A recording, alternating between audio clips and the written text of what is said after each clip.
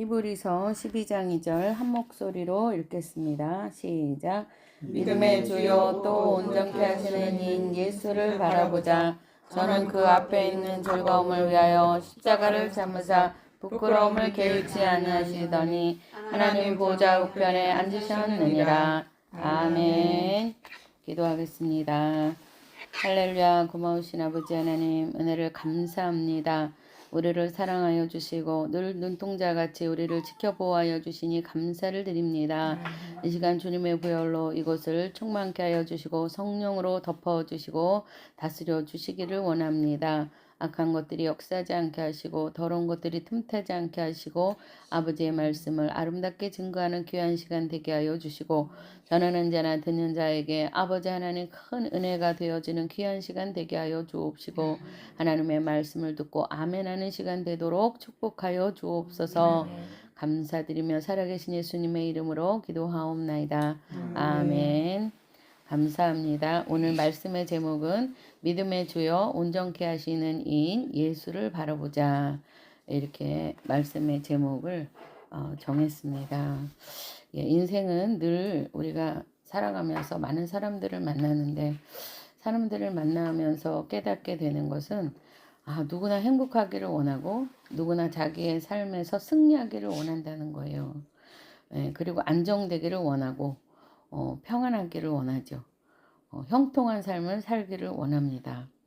그러나 많은 분들을 또 만나면서 아이러니한 것은 참 많은 불행 속에 살아가고 있는 분들을 많이 만나게 돼요. 그렇게 안정감 있게 행복하게 사는 분들은 거의 못 만난 것 같아요.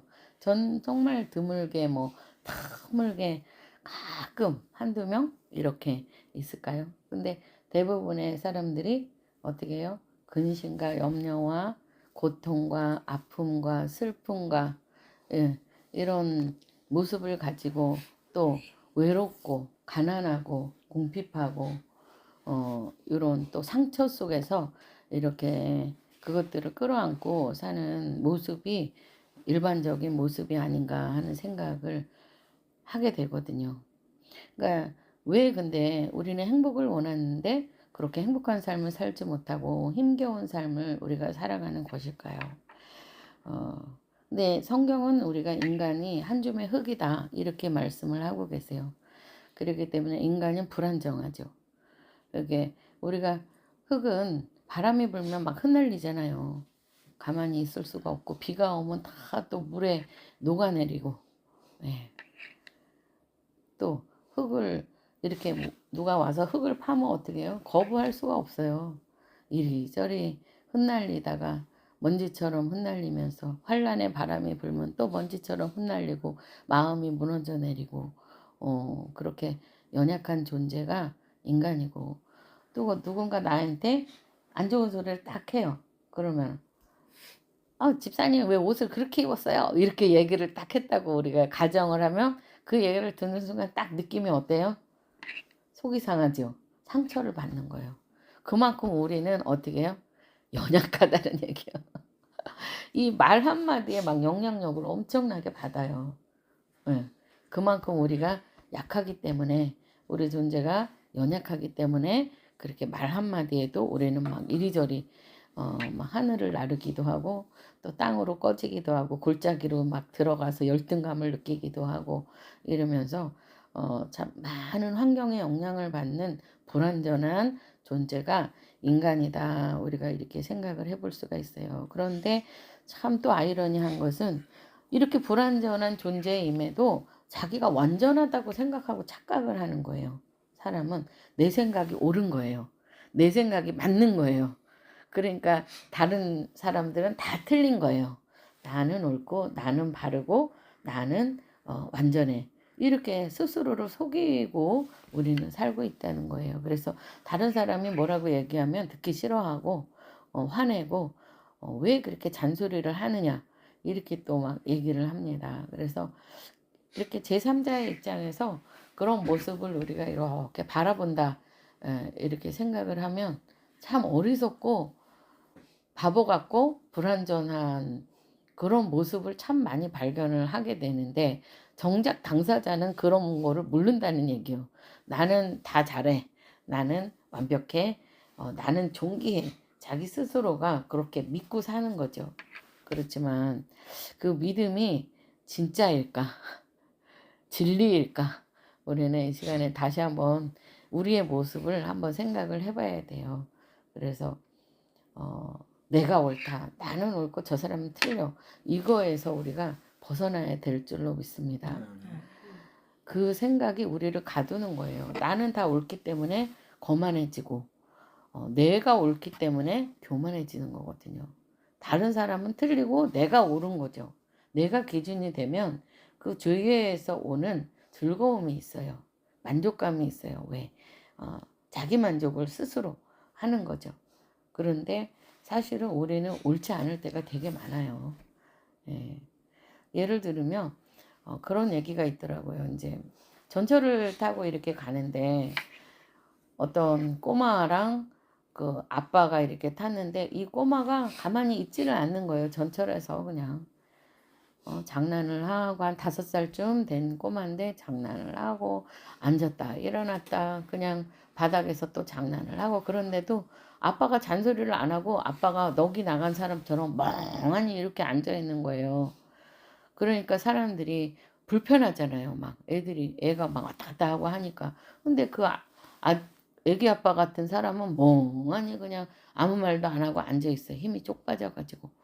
그래가지고 막 사람들이 화가 나가지고 당신은 왜 이렇게 자기 자식 하나 관수를 못 해가지고 애기를 저렇게 교육을 잘 시켜가지고 얌전하게 앉아있게 해야지. 이렇게 좁은 전철에서 애가 왔다 갔다 하면서 장난치고 이러면은 되겠냐고. 이러면서 어떤 신사분이 화를 낸 거예요. 그러니까 그 아빠가 가만히 앉아있다가 정신이 버떡 나가지고 아이고 죄송합니다 인사를 하더니 사실은 오늘 우리 아내가 장례를 치르고 지금 오는 길인데 제가 너무 힘이 빠져갖고 그런 거를 생각할 여력이 없어서 내가 애를 이렇게 단속을 못한 거가 죄송합니다. 이렇게 얘기를 하고 그런데 저 애가 아직 5살밖에 안 돼가지고 이게 자기네 이제 엄마가 죽었으니까 못 보는데 그거를 인지를 못한다는 거예요.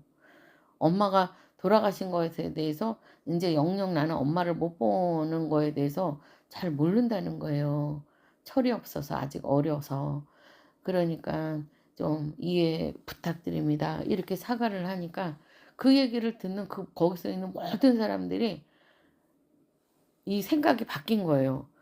너무 안쓰럽고 너무 그 말을 한 자체가 너무 미안한 거예요. 이 아빠한테. 그러면서 아주 숙연해지고 그러셨군요. 오히려 제가 죄송합니다. 아유 제가 그런 사정이 있는 거를 몰랐네요. 이렇게 해서 그 신사분이 오히려 사과를 한 그런 경우가 있었다 그러는데요.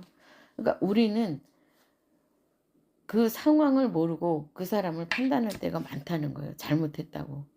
그렇지만 상황을 들여다볼 때 오히려 내가 더 잘못하는 경우가 더 많다는 거예요. 그러니까 얼마나 우리가 오류가 많은 존재인지 우리의 인간이 이렇게 오류를 많이 저지르고 산다는 거죠. 그러니까 내가 옳다고 막 주장할 수 있어요, 없어요? 저도 옛날엔 제가 막 옳다고 주장하면서 살았었거든요. 근데 이제는 말을 안 해요, 그냥. 말을 안 하고 상대방이 뭐가 이유가 있겠지. 이렇게 생각하니까 그게 거의 정답일 때가 많더라고요. 상대방이 뭔가 힘든 일이 있겠지. 저 사람이 뭔가 참 괴로운 일이 있나 보다. 아니면 스트레스를 많이 받았나 보다. 저렇게 막 행동하는 거가. 그래서 이제는 제가 다르게 반응을 이제 하기로 결심을 많이 했거든요. 그러니까 우리 집사님들이 막 신경질을 내도 우리 집사님의 신기가 불편하고 부부싸움을 하고 왔나 보다. 뭔가가 스트레스 해소할 때가 너무 없나 보다. 내가 밥이라도 한 끼 사드려야 되겠다. 이렇게 내가 이제 생각을 많이 바꾸고 저도 이제 이렇게 그게 아니라 집사님 왜 이렇게 화를 내요? 내가 이렇게 전에는 그렇게 얘기했거든요. 아니 집사님 그래도 내가 주의 종인데 나한테 와서 막 괜히 화를 내면 되냐 이렇게 얘기를 했는데 그게 아니고 우리 집사님 뭔가 힘드시구나. 내가 우리 집사님을 좀 행복하게 도와드려야 되겠다. 이렇게 생각을 이제 바꾸려고 마음에 이제 굳건히 이제 하나님 깨닫게 하시더라고요. 근데 세월이 이제 흐르니까 하나하나 처리 저도 이제 들어가서 하나님 기뻐하는 대로 생각하고 반응하고 요거가 이제 하나하나 돼가는 것 같아요. 그것이 너무 감사한 거 있죠. 너무 행복하고 하나님 저에게 이런 깨달음을 주셔서 너무 감사합니다. 이렇게 제가 기도를 하게 돼요. 그게 감사하구나. 이게 축복이구나. 돈 많은 그거가 다 축복이 아니라 이런 하나님과 동행하면서 하나님이 깨닫게 해주시는 거가 이게 축복이더라고요. 차원 높은 삶을 살수록 하나님이 이끌어 주시는 게 이것이 감사구나. 그거를 이제 제가 요즘에 좀 하나하나 또 깨달아 가고 있거든요. 그래서 우리 인간은 이렇게 연약한 존재고 불합리한 존재고 이기적인 존재고 죄 속에서 자기중심적으로만 막 생각하는 존재가 그것이 바로 죄예요. 자기중심성에서 올라오는 대로 행동하는 것 그것이 바로 죄거든요. 하와가 그래서 죄를 짓게 된 거예요. 내중심적으로 내가 하나님같이 눈이 밝아져? 오, 너무 좋겠다. 그래서 내 만족과 내 중심에서 우리는 죄를 범할 때가 많이 있는 것 같아요. 그래서 내 중심이 아니라 상대방 입장에서 상대방 중심으로 한 번 더 생각해 보면 죄를 짓지 않고 우리가 이해하고 사랑할 수 있는 기회를 가질 수 있다는 거. 이것이 얼마나 놀라운 비밀인지 모르겠어요. 그래서 우리 성경은 어떻게 이야기를 하고 있는가. 우리는 연약하기 때문에 두려움에 휩싸이고 절망하고 좌절하고 슬퍼하고 분노하고 그러면서 판단하고 이러면서 악의 열매를 계속해서 막 맺어갈 때가 참 많은 것 같아요. 그렇지만 우리 주님은 우리에게 주님을 바라봐라.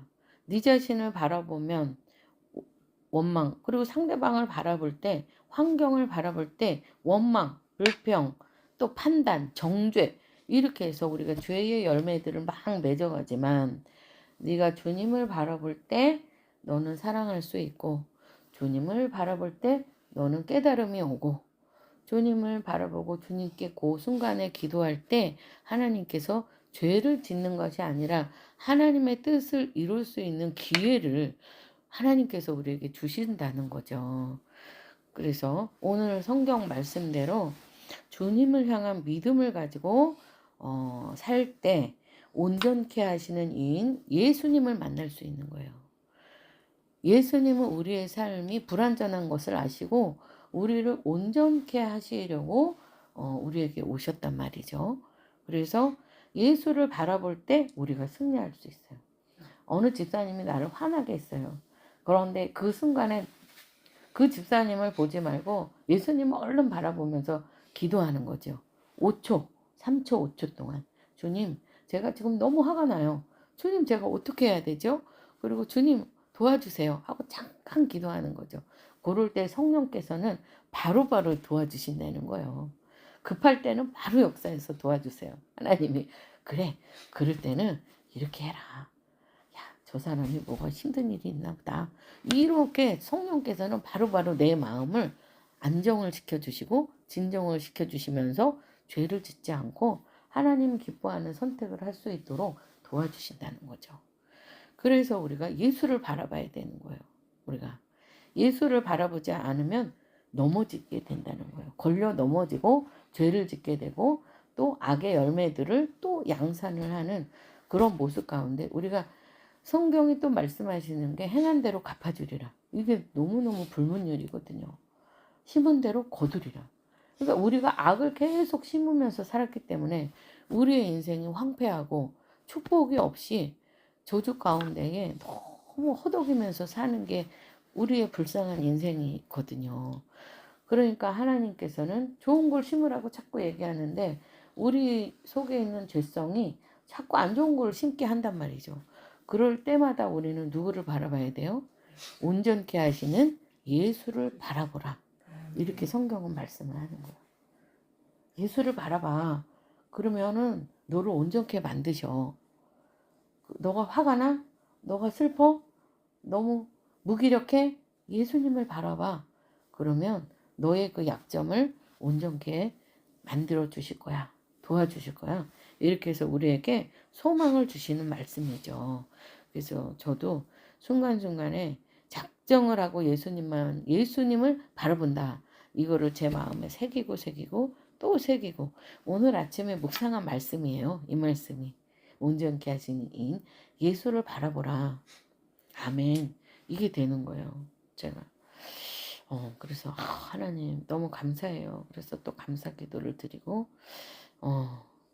그러니까 우리가 살면서 무엇을 바라보느냐에 따라서 그의 인생이 완전히 판도가 바뀌는 거예요. 우리가 하나님을 바라보고 예수를 바라보고 우리가 한 걸음 한 걸음 나아갈 때 온전케 하시고 우리를 승리케 하시는 그 주님을 우리가 경험하게 되고 우리는 우리의 삶 속에서 승리를 이룰 수 있는데 우리가 사람을 바라보고 환경을 바라보고 또 남편을 바라보고 이럴 때에는 뭐가 와요? 소망이 생겨요? 절망이 생기죠. 너무나 화딱지가 나죠.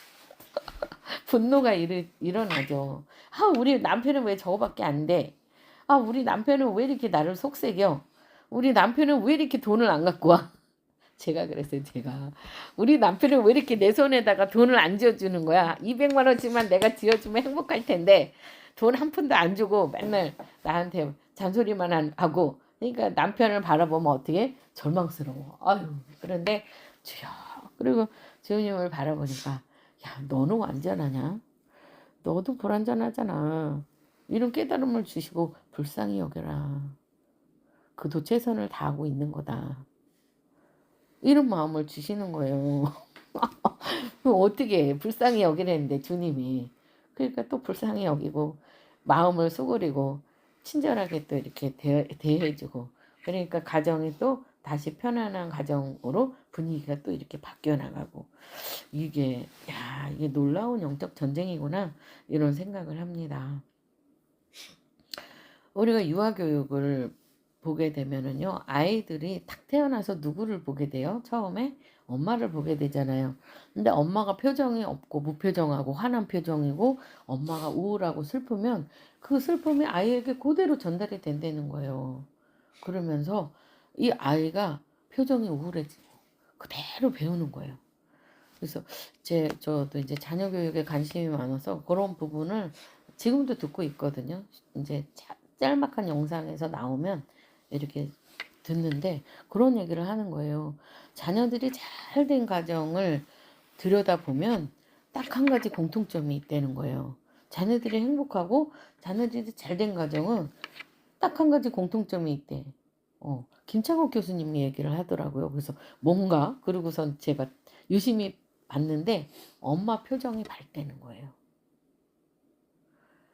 가난하든 그 집이 뭐 부유하든 뭐 문제가 있든 없든 상관없이 엄마 표정이 밝은 집 아이들은 나중에 어른이 돼서 다 잘되고 알아서 다 잘 살고 있다는 거예요.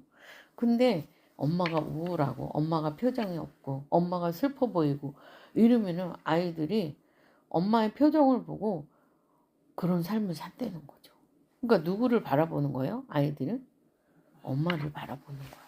엄마가 슬퍼 보이면 같이 슬픈 거죠. 슬픔을 배우는 거예요. 엄마가 화나 있으면 분노를 배우는 거예요. 그러면서 자기의 삶도 그거를 계속 바라보고 살았기 때문에 이 내면의 무의식에 각인이 되어 있는 거예요. 그러니까 무의식 속으로 자기는 항상 슬픈 거야. 그러니까 제가 그 얘기를 듣고 제 인생을 다시 조명을 해보니까 저희 엄마가 항상 슬펐더라고요. 저희 엄마가 집에서 별로 웃은 적이 없어요. 제가 어렸을 때부터 저희 엄마는 내가 보더라도 엄마는 항상 슬퍼. 엄마는 항상 힘들어. 이거를 제가 느끼고 제가 초등학교 3학년 때부터 엄마를 위해서 밥을 했어요.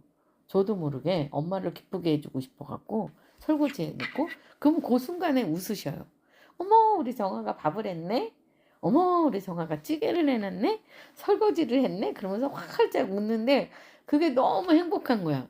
엄마가 활짝 웃는 그 모습이 행복해가지고 그렇게 열심히 엄마를 도우면서 저는 성인 아이로 컸어요. 그런데 막상 제 삶은 조금만 힘든 일이 만나도 슬프고 조금만 어려움이 와도 막 나도 모르게 슬픔이 막 올라오는 거예요. 그러면서 내 인생은 왜 이렇게 슬퍼? 나도 모르게 그러고 있는 거예요. 그런데 가만히 생각해 보니까 제가 엄마를 바라보고 살았는데 우리 엄마가 너무 슬픈 분이었던 거죠. 그러니까 이제부터라도 바꿔가지고 이제는 나는 온전케 하시는 인 주님만 바라볼 거야. 이제 예수님을 바라보면 예수님은 항상 나를 보고 웃으시거든요. 영으로 웃으시고 예수님을 바라보면 항상 용기를 주시거든, 나에게. 그리고 나에게 깨달음을 주세요. 야, 너는 완벽해? 이렇게 말씀하시니까 화가 났다가도 맞아. 이렇게 되면서 내 교만이 쑥 내려가는 거예요, 교만이. 그러니까 와, 이제부터는 나는 예수님을 바라보면서 언제든지 살 거야. 그리고 나는 슬픈 거를 보지 않고 눈을 감아버릴 거야. 내가 화나는 일이 있으면 얼른 눈을 감고 그 순간에 예수님을 바라볼 거야. 이렇게 하면서 제가 이렇게 이제 진짜 결심을 단단히 하고 하나님 앞에 온전히 주님만 바라보겠나이다. 이렇게 기도를 하나님께 드리게 되더라고요. 그래서 우리가 우리의 삶 속에서 무엇을 바라보고 살았느냐에 따라서 지금의 내 삶이 그렇게 살고 있다는 거예요. 그러니까 이제는 오늘의 말씀처럼 지금부터 우리는 어떻게 해야 될까요? 무엇을 바라보고 누구를 바라봐야 될까요? 그렇죠. 그럴 때에 하나님, 주님이 어떻게 하신다 그랬어요? 믿음의 주요, 믿을 만한 분이라는 거예요. 그분은 듬직하고 변함이 없으시다는 거예요. 그리고 능력이 많기 때문에 거짓말을 안 하기 때문에 약속을 온전히 지키기 때문에 네가 믿을 만한 분이야. 이렇게 주님은 말씀하고 계시고 또 한 가지는 너를 온전케 하실 거야. 너의 삶을 온전케 바꿔놓으실 거야 하고 주님은 우리에게 말씀을 하고 계신 것이죠. 그래서 믿음의 주요 또 온전케 하시고 우리를 온전케 하고 우리의 삶을 온전케 하고 우리의 생활 또한 온전케 하시는 분이 바로 예수님이시라는 거예요. 그래서 우리는 어떤 상황이든지 상황을 보지 말고 그 순간에 예수님을 바라봐야 될 줄로 믿습니다. 예, 말씀 마치겠습니다. 기도하겠습니다. 할렐루야. 고마우신 하나님 사랑합니다. 우리를 온전케 하시니 주님을 바라봅니다. 우리가 사람을 바라보면서 많은 상처 속에 실망 속에 또 불신 속에 좌절 속에 살았지만 이제부터는 주님을 온전히 바라보기로 결심하며 우리의 삶을 하나님 바꿀 수 있는 주님을 우리가 의지하기로 이제 결단합니다. 우리의 결단 속에 주님 임재하여 주시고 평생 하나님 앞에 가는 그 순간까지도 이 결단이 흔들리지 않게 하여 주시고 온전히 주님을 바라보며 날마다 일어서며 믿음으로 전진하는 우리의 삶이 되도록 축복하여 주시고 우리의 삶 속에서 여러 가지 궁핍과 어려운 가운데 있습니다. 필요가 많이 있습니다. 우리의 필요를 공급하여 주시고 하나님 축복하여 주시고 하나님 우리가 주님을 바라봄으로 소망을 갖고 기쁨을 누리는 아름다운 삶이 되도록 허락하여 주시고 축복하여 주시옵소서. 모든 영광과 하나님 모든 감사를 하나님께 돌리오며 살아계신 예수님의 이름으로 감사하며 기도하옵나이다. 아멘. 감사합니다. 말씀 마쳤고요. 우리 190장 하나님 앞에 찬양 드리도록 하겠습니다.